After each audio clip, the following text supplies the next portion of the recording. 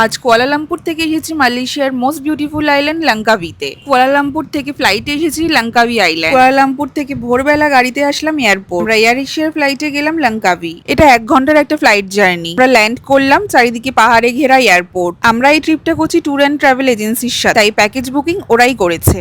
হোটেলে ফ্রেশ হয়ে বিকেলে আসলাম ক্রুজ রাইডে। আস্তে আস্তে ক্রুজ সমুদ্রের দিকে এগোতে শুরু করলো। চারিদিকে শুধু হিল আর ব্লু ওয়াটার, সঙ্গে চলছে লাউড মিউজিক, আলাদাই লাগছে। বুফে ডিনার সার্ভ করা হলো। এখানে বিভিন্ন ধরনের sea food, grill chicken, salad, noodles আর ডেজার্ট রাখা হয়েছে। এখানে সমস্ত কিছুই আনলিমিটেড। সমুদ্রের মাঝে বসে ডিনার করার এক্সপিরিয়েন্সটাই আলাদা। সানসেটের টাইমটা আরো সুন্দর লাগছে।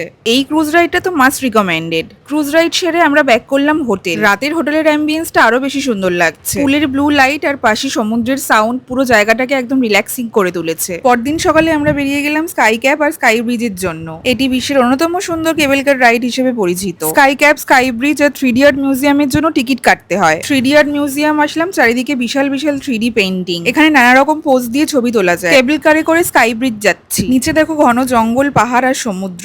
পাহাড়ের ওপর হ্যাঙ্গিং ব্রিজ থেকে পুরো লঙ্কাভি আইল্যান্ড দেখা যায়। এখান থেকে এগেন কেবল কারে করে আরো উপরে গ্লাস ব্রিজে গেলাম। তবে এটা অনেকটা ট্রেক করে যেতে হয়, ওই 15 মিনিটস মতো ওয়াকিং ডিস্টেন্স। এখানে এসে যে ভিউটা দেখতে পেলাম সেটা আরো সুন্দর। আমরা ওখানেই লাঞ্চ করে ইভিনিং এ আসলাম পান্টাই চেনাং বিচে।